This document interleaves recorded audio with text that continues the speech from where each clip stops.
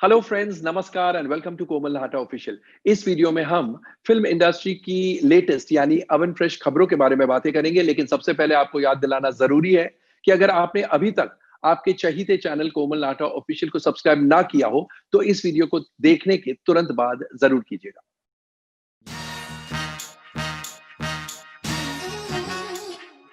दोस्तों, होटल के एक पब में पुलिस की रेड में जो 21 दिसंबर की रात को हुई, एक्चुअली मिडनाइट के बाद हुई, इसलिए टेक्निकली स्पीकिंग ये 22 दिसंबर early morning wee morning hours में हुई।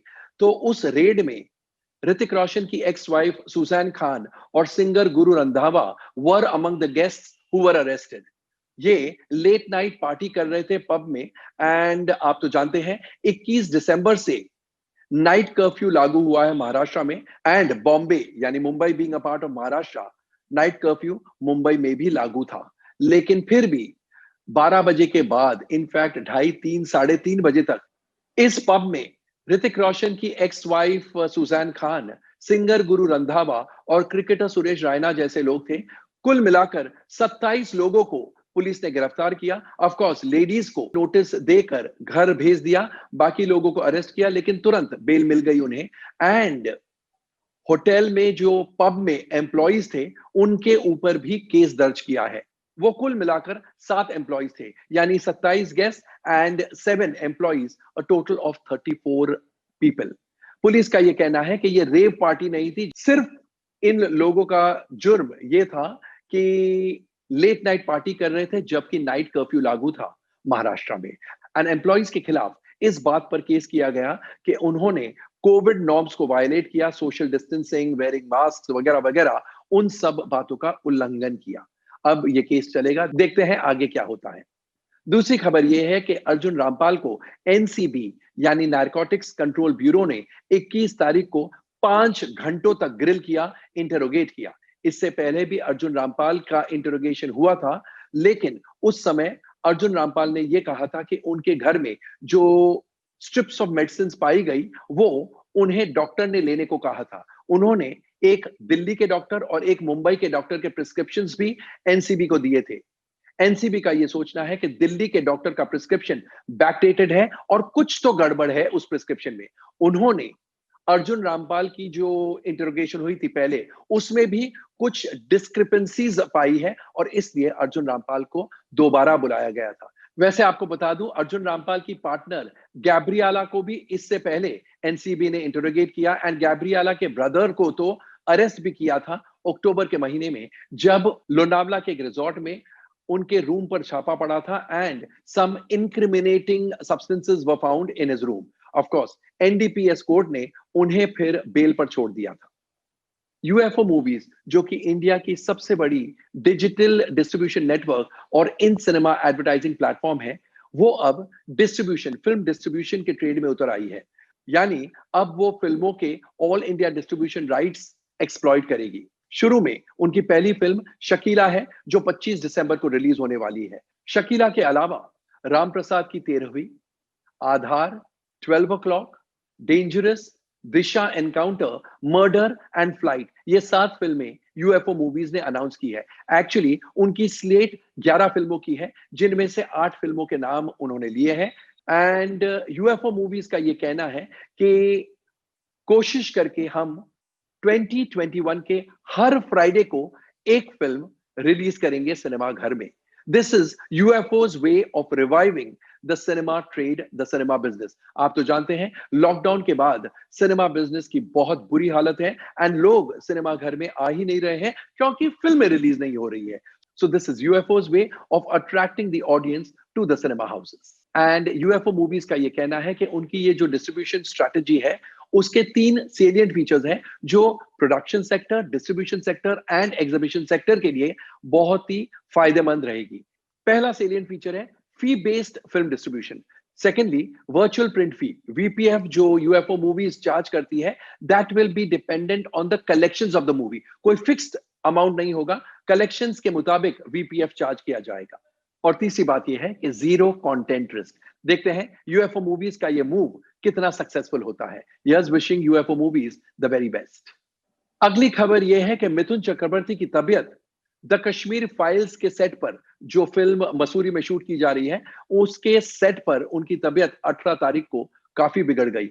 उन्हें पेट में बहुत दर्द होने लगा, लेकिन क्योंकि एक इंपॉर्टेंट एक्शन सीक्वेंस पिक्चराइज किया जा रहा था, उन्होंने शूटिंग कंटिन्यू रखी। उनको ये पता था कि क्योंकि वो उस सीक्वेंस का बहुत अहम हिस्सा है, अगर वो शूटिंग रोक देते हैं तो प्रोड्यूसर को भारी नुकसान होगा। इसलिए ही कंटिन्यू टू शूट, बट एक वक्त ऐसा आया जब उनका पेन उनसे बर्दाश्त नहीं हुआ और इसलिए शूटिंग रोक दी गई। 18 तारीख को उनकी तबीयत खराब हुई। 19 शाम को वो बेटर फील करने लगे और 21 को उन्होंने अपना काम वापस रिज्यूम कर लिया। मैं आपको बता दूं, द कश्मीर फाइल्स बना रहे हैं विवेक रंजन अग्निहोत्री, और जैसा मैंने पहले भी कहा, इसकी शूटिंग मसूरी में चल रही है। Vivek Agnihotri of course was all praise for the dedication and discipline of Mithun Chakraborty. अगली बड़ी खबर यह है कि आंध्र प्रदेश के chief minister Y S. Jagan Mohan Reddy ने सिनेमा बिजनेस को अपने स्टेट में रिवाइव करने के लिए एक पैकेज अनाउंस किया है। इस पैकेज के तहत एक तो इलेक्ट्रिसिटी चार्जेस, सिनेमा हाउसेस पर जो इलेक्ट्रिसिटी चार्जेस लगते हैं, अप्रैल, मई एंड जून 2020 के महीनों के लिए रद्द कर दिए गए हैं। There will be no electricity charges for the months of April, May and June 2020, और बाकी 6 महीनों के लिए, यानी जुलाई से दिसंबर के लिए, there will be a moratorium period to pay the electricity charges.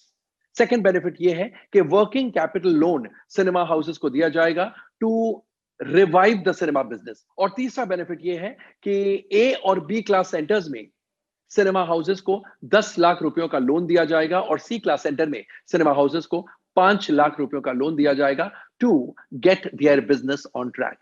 काश बाकी स्टेट्स के गवर्नमेंट्स भी आंध्र प्रदेश के चीफ मिनिस्टर की तरह सोचे, ताकि cinema business and cinema trade पूरे इंडिया में रिवाइव हो जाए। ना सिर्फ स्टेट गवर्नमेंट्स, बल्कि गवर्नमेंट एट द सेंटर को भी सोचना चाहिए, because cinema business is very very badly affected. Actually cinema trade बहुत बुरी तरह अफेक्ट हुआ है और उसे रिवाइव होने में भी सबसे ज्यादा टाइम लग रहा है, इसलिए it needs governmental help and governmental intervention.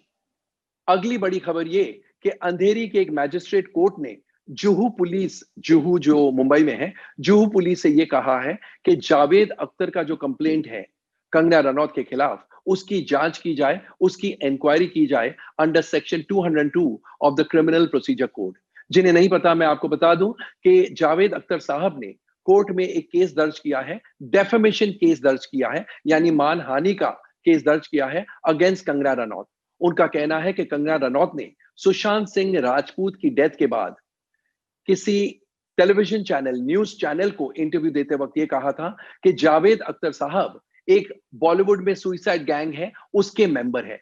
Naturally Javed साहब को यह बात चुभ गई, यह बात बहुत खराब लगी और उन्होंने मानहानि का दावा किया है कंगना रनौत पर, क्योंकि उनका यह कहना है कि वो किसी भी सुइसाइड गैंग का हिस्सा नहीं है, यहां तक कि वो जानते भी नहीं है कि बॉलीवुड में इस प्रकार की सुइसाइड गैंग एग्जिस्ट करती है या नहीं करती है।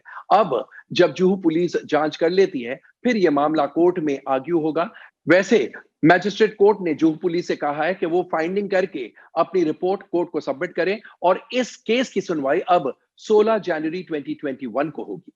और आज की आखिरी खबर, वंडर वुमन 1984 जो इंडिया में आज शाम से रिलीज होने वाली है, एक्चुअली रिलीज कल से होने वाली है, लेकिन आज शाम से उसके पेड प्रीव्यूज होंगे और उसे सर्टिफिकेट यूए मिला है, क्लियर यूए सर्टिफिकेट, यानी एक भी कट नहीं, और उसकी रनिंग टाइम है 2 hours 31 minutes 53 seconds, यानी 2 घंटे 31 मिनट और 53 सेकंड।